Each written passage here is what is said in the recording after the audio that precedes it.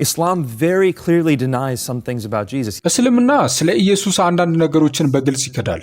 አዎ ኢየሱስ ተአምራት አድራጊ ነው፣ እርሱ መሲህ ነው። ነገር ግን በመስቀል ላይ መሞቱን ይክዳል። እርሱ አምላክ ነኝ ማለቱን ይክዳል። በመስቀል ላይ ካልሞተ ደግሞ እንዴት ከሙታን ይነሳል? ስለዚህ እስልምና የኢየሱስን ሞት፣ አምላክነትና ትንሣኤ ይክዳል። እንግዲህ እንደ ጳውሎስ ትምህርት ለመዳን ምን ማመን ያስፈልጋል? ኢየሱስ ጌታ እንደሆነ በአፍህ ብትመሰክር ማለትም አምላክነቱን እግዚአብሔርም ከሙታን እንዳስነሳው በልብህ ብታምን ትድናለህ ይላል። እስልምና የሚክዳቸውን እነዚህን 3 ነገሮች ነው ለመዳን ማመን ያለብህ።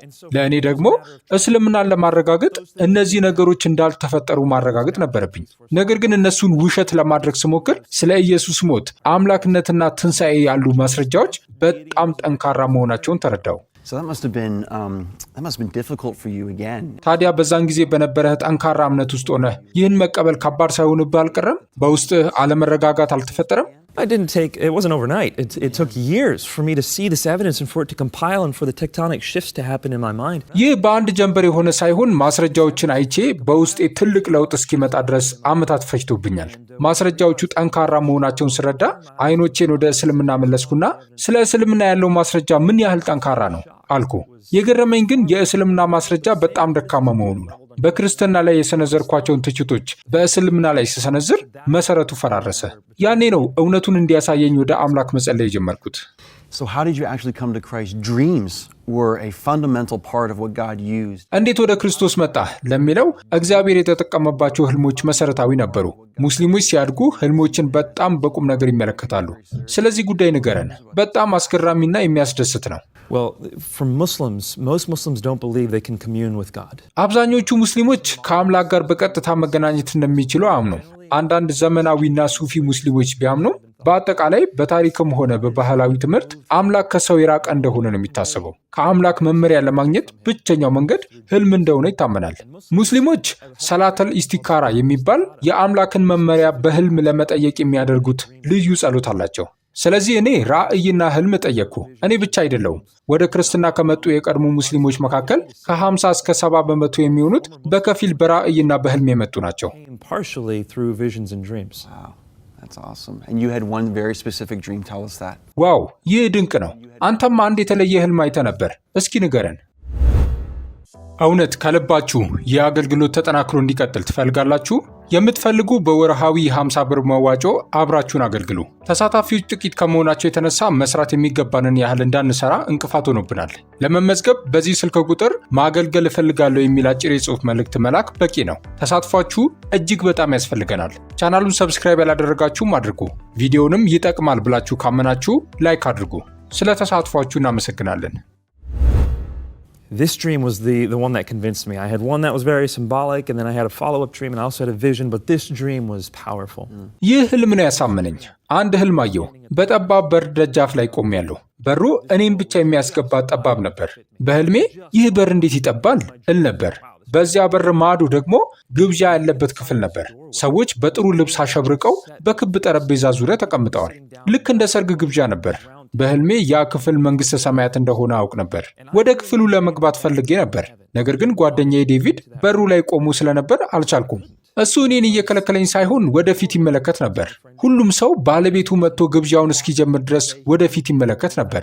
እኔም ወደ እርሱ ተመልክቼ ዴቪድ አብረን የምንበላ መስሎኝ ነበር አልኩት። እሱም ምላሽ አልሰጠህም አለኝ።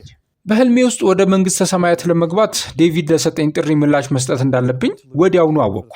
እዚህ ጋር ነው ነገሩ የሚገርመው። ከህልሜ ስነቃ ለጓደኛዬ ለዴቪድ ነገርኩት። እሱም ነቢል፣ ይህ ህልም በጣም ግልጽ ነው። የሉቃስ ወንጌል ምዕራፍ 13ን አንብብ አለኝ። ቀደም ሲል ሉቃስ ምዕራፍ 13ን አንብቤው አላውቅም ነበር።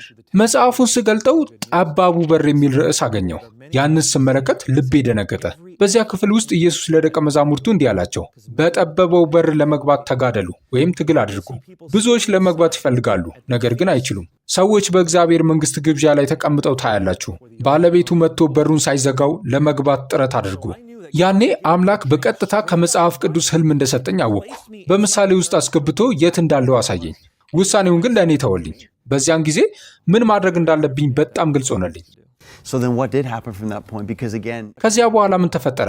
ምክንያቱም ታሪክህ በጣም አስገራሚ ነው። ሕይወትህን ለክርስቶስ የሰጠኸው ወዲያውኑ በዚያው ቀን ሳይሆን የተወሰነ ጊዜ ወስዶብሃል። You know, Robbie, in order for a Muslim to become a Christian, they have to be willing to give up a lot. ራቪ አንድ ሙስሊም ክርስቲያን ለመሆን ሲወስን ብዙ ነገር መተው እንዳለበት ሊረዳ ይገባል።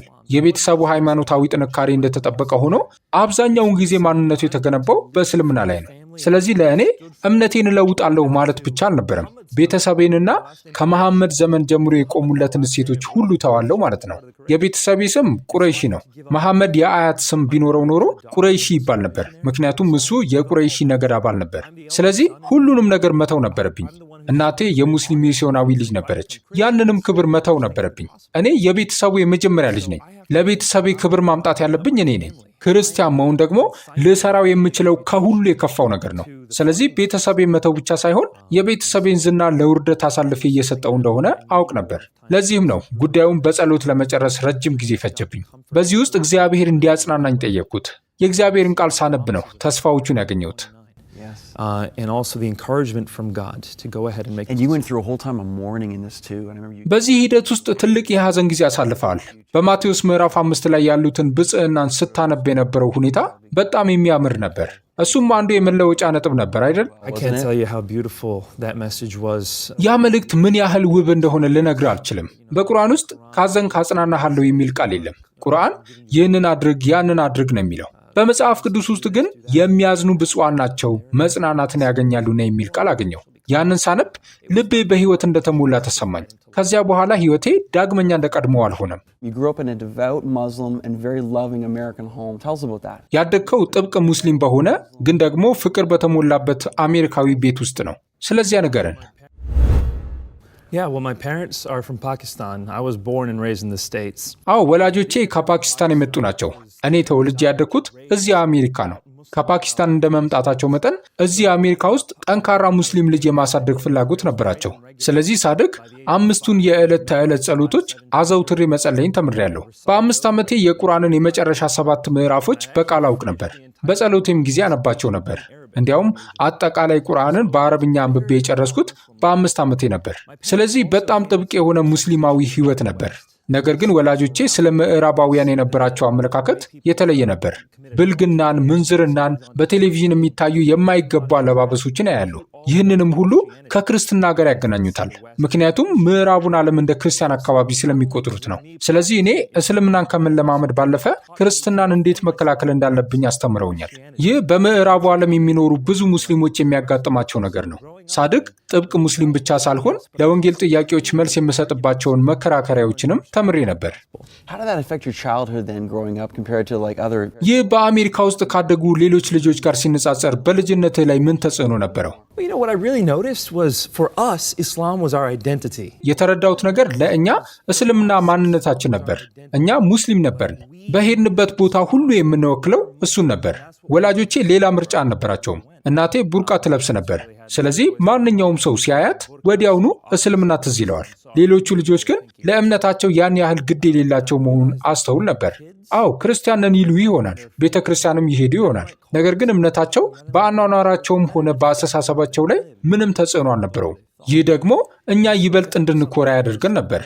እንደ ሙስሊም እውነተኛውን አምላክ እየተከተልን እንደሆነና አምላካችን በሕይወታችን ገጽታ ሁሉ ላይ ተጽዕኖ እንዳለው እናስብ ነበር። በምዕራቡ ዓለም ግን ሰዎች እምነታቸው ሐሰት መሆኑን ስለሚያውቁ ነው በሕይወታቸው ላይ ተጽዕኖ የማይኖረው ብለን በውስጣችን እናስብ ነበር። So then for your whole childhood, this is how you were. እንግዲህ ልጅነትህ ሁሉ በዚህ አስተሳሰብና እምነት ነው ያለፈው። ይህ ማንነትህ ነበር። ነገር ግን ያዳበርከው አንድ ልዩ ጓደኝነት ነበር። ስንት ዓመትህ እንደነበረና ያ ጓደኝነት እንዴት ወደ ክርስትና እንደመራህ ንገረን። Absolutely. It was something I did regularly was I would challenge people on the gospel. በእርግጥም ዘወትር የማደርገው ነገር ነበር። ሰዎችን በወንጌል ዙሪያ ሞግታቸው ነበር። ጓደኞቼ ነቢል ኢየሱስን ታውቀዋለህ ይሉኝ ነበር። በእርግጥ ሙስሊሞች ስለ ኢየሱስ የዳበረ አመለካከት አላቸው። እሱ መሲህ እንደሆነ፣ ተአምራት አድራጊ እንደሆነ፣ ኃጢአት የሌለበት እንደሆነና በዘመን መጨረሻ ተመልሶ እንደሚመጣ እናምናለን። ስለዚህ ሰዎችን ስለ ኢየሱስ ያላቸውን አመለካከት የምንሞግትበት ዝግጅት ነበረን።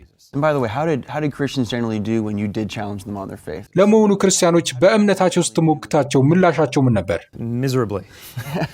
What I realized very early on was that በጣም ደካማ ነበር። ገና በጊዜ የተረዳሁት ነገር ቢኖር ስለ መጽሐፍ ቅዱስ አስተማማኝነት፣ ስለ ኢየሱስ አምላክነት ወይም በተለይ ስለ ሥላሴ ትንሽ ጥያቄ ሲነሳባቸው የተባሉትን ከመድገም ባለፈ የሚያውቁት ነገር አልነበረም። ለምን እንደሚያምኑ ወይም እምነታቸውን እንዴት መከላከል እንዳለባቸው አያውቁም ነበር። እኔም ለእስልምና ያለኝን ክብር ለመግለጽ ክርስቲያኖችን እሞግት ነበር። ምክንያቱም ሙስሊሞች ስላሴን እንደ ጣዖት አምልኮ ስለሚቆጥሩት ይህ ለሙስሊም አስቀያሚ ነው። ኮሌጅ በገባሁበት የመጀመሪያ ዓመት ግን ለአንዱ ክርስቲያን ጥያቄ ሳቀርብለት ለመጀመሪያ ጊዜ ለጥያቄ ምላሽ የሚሰጥ ሰው አገኘው። ይህ ሰው ስለ እምነቱ መረጃ ያለው ብቻ ሳይሆን ለእምነቱ በእውነት እንደሚጨነቅ ተረዳው። መጽሐፍ ቅዱስን አስመልክቶ በሰነዘርኩት ጥያቄ ምክንያት ጓደኝነታችን ጀመረ። በዚያም የወንጌልን ኃይልና እውነት ማወቅ ጀመርኩ። His name was David, is that right? And I love about in your book how you talk about David was... ስሙ ዴቪድ ይባላል አይደል? በመጽሐፍህ ውስጥ ዴቪድ ምን ያህል ፍቅር እንደነበረው እንደታገሰህና ጓደኛህ እንደሆነ ገልጸሃል። ይህ ለአንተ ትልቅ ትርጉም ነበረው። ዝም ብሎ ስለ አንድ ውይይት ብቻ ሳይሆን ከጀርባው የክርስቶስ ልብ ነበረበት። ስለዚያ ጥቂት በለን። Yeah, I really do think that, I believe what Jesus says. Jesus says that... ኢየሱስ መስቀሉን ተሸክሞ የማይከተለኝ ለእኔ ሊሆን አይገባውም ማለቱን አምናለሁ።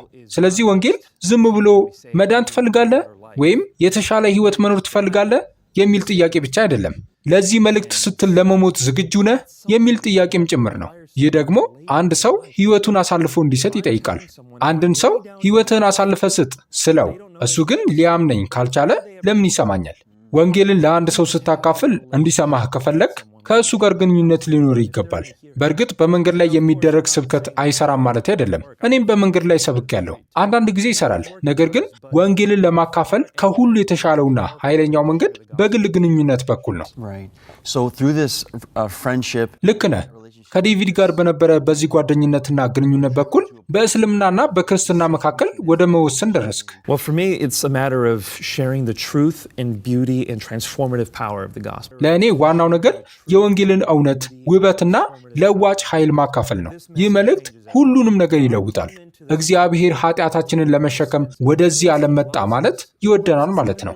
ብንበድለውም እንኳን ይወደናል ማለት ነው። እሱ በመስቀል ላይ ደሙን እያፈሰሰና እየሞተልን ሳለ ልናስታውሰው የሚገባው ቃል እኔ እንደወደድኳችሁ እርስ በርሳችሁ ተዋደዱ የሚለው ነው። እንደ ክርስቲያን የተሰጠን ጥሪ ይህ ነው። ለዚህ ሕይወትና ለሚመጣው ሕይወት የሚያስፈልገንን ሁሉ ሰጥቶናል። ስለዚህ እኛ ማድረግ ያለብን እሱን መከተልና በዙሪያችን ላሉት ሰዎች ራሳችንን አሳልፈን መስጠት ነው። የወንጌል መልእክት ይህ የለውጥ ሕይወት ነው። እንደሱ ያለ ምንም ነገር የለም። አሜን። ይህ ለእኔም ሆነ ለተመልካቾቻችን በጣም የሚያበረታታ ነው። ቀደም ሲል ለጥያቄ መልስ መስጠት ለማይችሉ ክርስቲያኖች እስልምናን ተከላከል ነበር። አሁን ግን እግዚአብሔር ለውጦ መልስ ለሚፈልጉ ሰዎች ወንጌልን እየተከላከልክ ነው ወይም እየሰበክ ነው። ይህንን ማድረግ ትልቅ ክብር ነው። እውነት ከልባችሁ ይህ አገልግሎት ተጠናክሮ እንዲቀጥል ትፈልጋላችሁ? የምትፈልጉ በወርሃዊ 50 ብር መዋጮ አብራችሁን አገልግሉ። ተሳታፊዎች ጥቂት ከመሆናቸው የተነሳ መስራት የሚገባንን ያህል እንዳንሰራ እንቅፋት ሆኖብናል። ለመመዝገብ በዚህ ስልክ ቁጥር ማገልገል እፈልጋለሁ የሚል አጭር የጽሑፍ መልእክት መላክ በቂ ነው። ተሳትፏችሁ እጅግ በጣም ያስፈልገናል። ቻናሉን ሰብስክራይብ ያላደረጋችሁም አድርጉ። ቪዲዮውንም ይጠቅማል ብላችሁ ካመናችሁ ላይክ አድርጉ። ስለ ተሳትፏችሁ እናመሰግናለን።